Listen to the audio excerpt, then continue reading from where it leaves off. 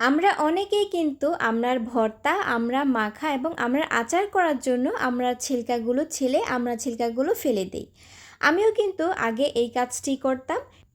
যখন দেখলাম যে আমড়ার ছিলকা দিয়ে এরকম দারুণ একটি রেসিপি তৈরি করা যায়, তখন থেকে আমি আমড়ার ছিলকাগুলো সংরক্ষণ করি এবং আমড়ার ছিলকা দিয়ে এই দারুণ রেসিপিটা তৈরি করি। আমড়ার ছিলকা দিয়ে এই রেসিপিটা কিন্তু আমি আরেক আপুর থেকে শিখেছি। আসুন দেখে নেই কীভাবে আজকে আমি এই আমড়ার ছিলকাটি কাজে লাগাই। আমড়াগুলো কিন্তু প্রথমে আমরা খুব ভালো করে ধুয়ে নিব। আমড়া ছিলকা ছেলার পর কিন্তু আমরা খুব ভালো করে ধুতে পারবো না, এর জন্য কিন্তু ছেলার আগে আমাদের আমড়া ছিলকাগুলো ভালো করে ধুয়ে নিতে হবে।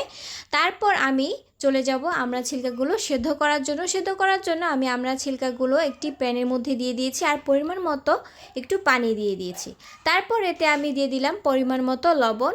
এই লবণটা দিয়েই কিন্তু আমরা এই আমড়াগুলো সিদ্ধ করে নেব। সিদ্ধ করার আগে কিন্তু অবশ্যই আমরা একটু নেড়েচেড়ে লবণটা মিশিয়ে নিব। তারপর আমি ঢাকনা লাগিয়ে 5 মিনিটের মতো সিদ্ধ করব। যেহেতু আমরা ছিলকা টক, এর জন্য কিন্তু খুব তাড়াতাড়ি এগুলো সিদ্ধ হয়ে আসবে। এতে আমি কালারের জন্য অল্প একটু হলুদ দিয়ে দিয়েছি। আপনারা চাইলে এখানে ফুড কালারটাও ইউজ করতে পারেন। আমিও ফুড কালারটা ইউজ করব অল্প একটু পরিমাণ। এখানে ফুড কালার আপনাদের পছন্দ অনুযায়ী দিবেন। আমি এখানে কিন্তু অরেঞ্জ ফুড কালারটা দিয়েছি। আপনারা চাইলে কিন্তু ফুড কালারটা স্কিপও করে নিতে পারেন। আমি এবার নেড়ে চেড়ে ভালো করে মিশিয়ে নিচ্ছি আর পানিটা অল্প একটু শুকিয়ে নেব। দেখতে পাচ্ছেন আমাদের এখানে কিন্তু আমড়ার খোসার পানিটা অনেকটা গাঢ় হয়ে এসেছে এবং পানিটা অনেকটা শুকিয়ে এসেছে। এবার কিন্তু আমি নামিয়ে এগুলোকে ব্লেন্ডারে ব্লেন্ড করে নিব।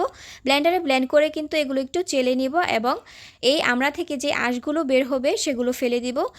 এদিকে চুলায় আমি একটি প্যান বসিয়ে এতে অল্প পরিমাণ সর্ষের তেল দিয়ে দিয়েছি আর 1 চামচের মতো রসুন বাটা দিয়ে দিয়েছি। রসুন বাটাটা দিয়ে আমি একটু নেড়ে চেড়ে রসুন বাটাটা একটু কষিয়ে নিব। তারপর এতে আমি দিয়ে দিব 1 চামচের মতো সর্ষে বাটা।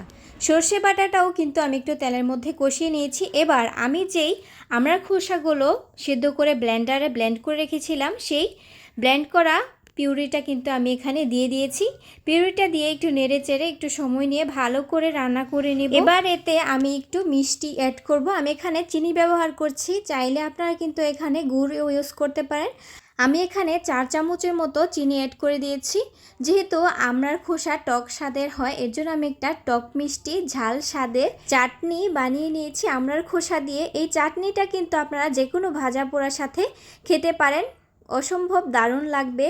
তো প্রিয় বন্ধুরা, আজকে আমার এই চাটনি রেসিপিটি আপনাদের কাছে কেমন লেগেছে?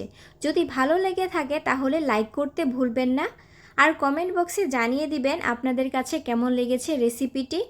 দেখা হবে অন্য কোনো দিন অন্য আরেকটি নতুন রেসিপি নিয়ে। আসসালামু আলাইকুম, আল্লাহ হাফেজ।